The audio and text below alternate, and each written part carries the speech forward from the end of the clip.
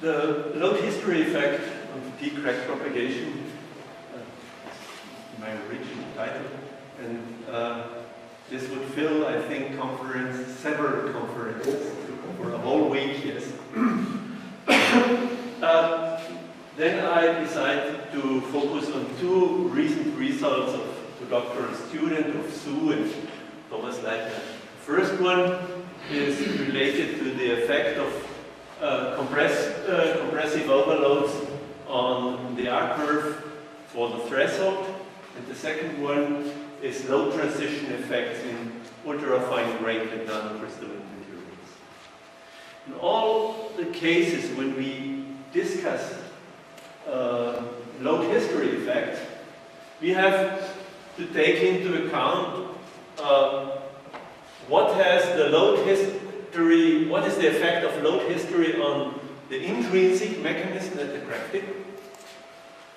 This intrinsic mechanism may be in planting and resharpening, which is most common in ductile metallic material, or simply plastic forming of new fracture surface. It can be cyclic damage. This is typical for polymer materials or for biological materials. And in some intermetallics or in ceramics, brittle or quasi-brittle fatigue crack propagation may be the intrinsic mechanism. On the other side, the load history may affect also the extrinsic mechanism or the shielding mechanism. And these are, in principle, two main shielding mechanisms. The contact shielding mechanism, discussed during the whole conference, crack closure. The other one is zone shielding. It may be in brittle materials like intermetallics, formation of micro cracks which can shield the crack tip. Okay, this is important always to separate the things. Does have the load history effect of intrinsic or extrinsic mechanism. So let us start now with the first point. When we study fatigue, the fatigue crack propagation behavior of the metals, then we usually do this in the following way. We use pre-cracking in cyclic compression. Then, during this pre-cracking, the crack generates, and after a certain number of cycles, the crack stops the propagation. But since the crack is grown in cyclic compression, it is really open at the end of this pre-cracking in the unloaded state. Then we increase the load in steps. If the load amplitude or the stress intensity is smaller than the effective threshold, we observe no crack propagation.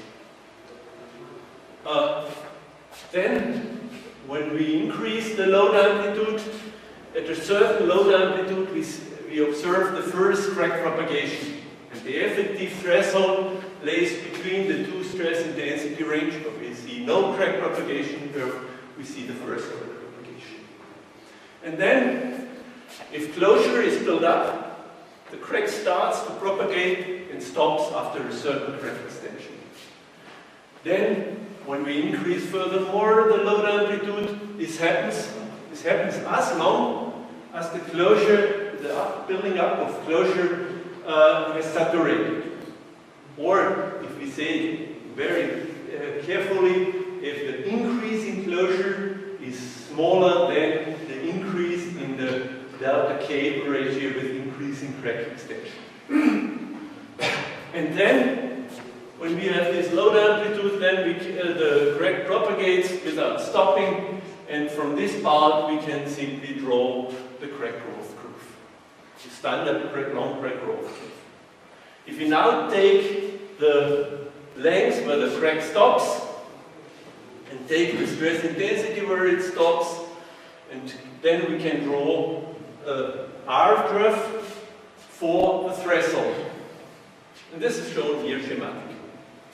And all the time, when a new student comes to my group, I'm explaining that he should prepare a sample with a very sharp notch and use a very small cyclic compression load in order to avoid large residual stresses in front of the crack. You can see here, this is the typical notch which we use. These are 50 microns, so the notch root radius is in this case between 5 and 10 microns. And the pre-crack produced by cyclic compression is 20 or 40 microns. That's a really good sum. But after a certain time, when the students come, then they often showed me R curve for the threshold, and then I see, okay, the first crack propagation was quite long. Then I ask him how he has made it. Yeah? Then, yes, because it is much easier to use a larger load amplitude, and then in a few thousand cycles you have a pre-crack and you can start the experiment. Yes. But this affects strongly this threshold, and therefore I ask the doctoral students to simply perform an experiment and apply at the end of this pre-cracking a compression overload to show what happens. Here you can see this is a standard test. Maybe the compression load was even too high. It works with much smaller compression pre-cracking stress intensity factors. To generate a crack, this is a steel, tempered steel with yield strength 600 megapascal. And in one case, and then he applied the standard stepwise increasing load amplitude, and from this he could measure, okay, this type of R curve for the threshold. And then he made several overload experiment, over and underload experiment, but I will show here only the underload experiment, in this case an underload here, which is not depicted here, but here you can see the result with the underload of 30 megapascal and 40 megapascal. That's curve of fatigue. And you can clearly see the fatigue crack growth rate is not really affected. And also the long crack threshold is not affected by this overload. But what is affected is you have a shift of this R curve, a really significant shift of this R curve for the threshold.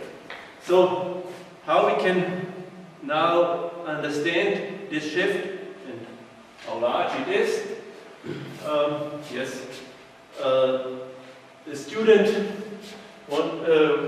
has tried to perform a finite element analysis of the development of the stress intensity as a function when we grow a crack through this area.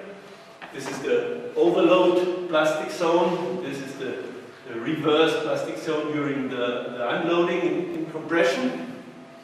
Then I said, okay, I do not understand, or I do not know how accurate your finite element analysis is. I prefer the dislocation point of view of such a process, because there exists very simple analysis. I will show you in a few seconds how it works. So these are in principle, to realize the plastic deformation, the shearing in front of the crack, you need a certain number of dislocation. The real number of dislocations is significantly higher. But in order to realize the opening or the closing of the crack, you need a certain number of so-called geometrically necessary dislocation. And only this geometrically necessary dislocation you have to take into account if you want to look to the effect of the plastic deformation. And this is the plastic dislocation which are generated during the compressive load, and then during unloading of the compression, few of them runs back, and some with the opposite Burgers vector are generated. So, and how can we now understand what is the effect of these dislocations or this plasticity? And there is a very simple way. The dislocation, for the effect of a dislocation on the stress field in front of the crack, this can be simply expressed by an exact analytical solution. And this is quite simple, this exact analytical solution for this shielding or anti-shielding effect of a dislocation. So this is quite simple equation. The only thing what goes in is the Burgers vector, the angle of the dislocation, and the distance of the dislocation. And now I have plotted here for one dislocation.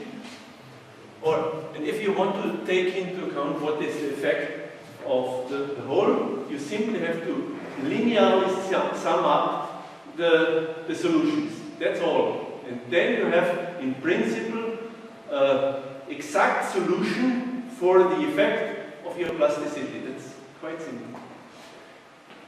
Exact analytical solution. Okay, so what is the shielding effect, or in this case it is an anti-shielding. When you make a compression deformation at the beginning, an overload, then it makes an anti-shielding. And you can clearly see if we take one dislocation at 1 micron away from the crack tip, and then we vary the distance of the crack tip. And then we can see, okay, there is a strong anti-shielding effect. That's the reason why a crack, after compressive loading, the crack can grow. The plasticity causes an anti-shielding. And then, when we look here, the dislocation is 1 micron away from the crack tip, and if we look here to 1 micron, so at approximately 1.5 the distance of this dislocation, the effect nearly disappears. It only nearly disappears, so if we very carefully look here, yes, then for the dislocations which are inclined to 70 degrees, which correspond to shearing under 70 degrees, yes, which is the most dominant, there is a certain amount of shielding. Here it is anti-shielding and here is shielding. If you apply tensile overload, this is exactly the opposite. And that's the reason what you have seen before in the morning, that there, in the case of a tensile overload, you have a certain amount of tensile residual stress in front of the crack, which remains. And this is exactly from this phenomenon. Okay, and this is the reason why for our consideration of the effect of this compressive overload, this dislocation which are at the border of the plastic zone, they have the longest effect, because the effect of the dislocation is declines with the radius of the plastic zone. So the size of the plastic zone really, if we calculate the size of the plastic zone, for this experiment we can see this is, for the first overload it is about 0.2 millimeter and 0.4 millimeter, and that's exactly the shift of the R curve to larger crack extension. So this is clearly an effect of the delayed building up of crack closure due to the anti-shielding induced by the overload. And that is the reason why it is so important to use very small compressive overloads to measure a threshold, a resistance curve for the threshold. Now let us come to another effect, low transition effect. The first was more or less the extrinsic effect. Now we'll show that sometimes also intrinsic effects can happen. Low transition effect in ultra-fine grained nanocrystalline material. Thomas Leitner performed fatigue crack growth experiments in, as a function of the grain size, and here we especially look to a really enormous variation in grain size. So from nanocrystalline with grain size of about 20 nanometer, with ultra-fine grain with 200 nanometers, and simple, this is one would call it a fine-grained nickel, but also a coarse-grained nickel with 20 microns and also 200 microns. And the results, the reason is, in order to understand this, the importance of this, the 20 nanometer is smaller than, the grain size is smaller than the typical distance between these locations in a coarse-grained material. So there are many interesting phenomena in this, by this large variation in grain size, nearly 4 orders of magnitudes. You can see here, for example, this is the ultra-fine grained material. A characteristic of this ultra-fine grain is they have elongated shapes of the grain in one direction. It's only 150 nanometer, and the other dimension is about half microns. And what one can see is a strong effect how the crack grows. They grow perpendicular or in the direction of the elongated grain, even at this high R ratio. And if you look to the nanocrystalline with a 20 nanometer, so more equiax, they are lays in between. And this is the microcrystalline at high R ratio. So it is very interesting in microcrystalline, we usually see no effect of grain size when we vary the grain size on the effective threshold. But when we go to the nanocrystalline, we see a certain effect. Furthermore, we see here a certain effect also on the grain shape in the Paris region. And the microcrystalline at first grows as a higher threshold value, but then it grows faster. A further interesting phenomenon is that nanocrystalline material, we see nearly no effect of stress ratio. So there is nearly no effect of crack closure in this nanocrystalline material. I will not go to all these details. I will only discuss one effect. Unfortunately, the drawing is not very good. Or the beamer do not reflect the results. When we, our samples are quite small, only 5 millimeters for the ultra-fine grained and nanocrystalline material. Since this is a problem of the production of this material, in order to obtain the whole crack growth curve, because they have a very low threshold value but a very high fracture toughness value, we have to perform this on different type of samples. So with one sample we made this first part, and with the second sample we made this additional part. And interesting is, now when we start, we have again started with a closure-free crack. We start with a low amplitude, we start with a lower crack growth rate, and this growth rate accelerates. This is completely unusual in what we do. So, what you see here, this is the typical behavior when we look to a standard coarse-grained material where closure takes place. Where closure dominates this mean stress effect and all these things. When we do the same experiment here, we get a decrease and transfer to this. In the nanocrystalline, we have exactly the opposite. So what is now the reason? So we have looked now to the microstructure, the vicinity of the crack tip. And this was a nanocrystalline material with a grain size of 20 nanometers. These are 200 nanometers. And now you can see that very near the crack tip, the grains are extremely coarse. If you go further away, we see also a coarsening, but at larger distance near the boundary of the cyclic plastic zone, then this coarsening shrinks. So the consequence is now that this coarsening induces enormous softening of the material in the vicinity of the crack flank. And this softening of the material needs a certain number of cycles.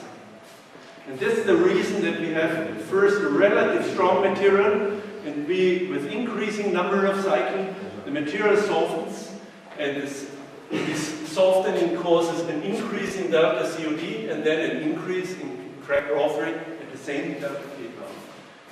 So this is really an intrinsic effect of the material. So an intrinsic load history effect on the crack propagation behavior. So if we summarize, at first I have tried to show that this anti-shielding residual stress field for compression overload really can shift the arc. This is important. But what we can also learn from this, if we look to a flaw, it is very important the history of this flaw. If the history of this flaw has seen, for example, a compression overload, then the arc curve may be extremely shifted to higher crack extension. And further, you can conclude that it is clearly evident that it is really necessary to use a very small delta K value in this stepwise increasing load amplitude to draw the crack through the whole region of this, or nearly the whole region of this compression affected zone. And the last one was to show that in some cases we can also see intrinsic effects on the crack propagation. Thank you.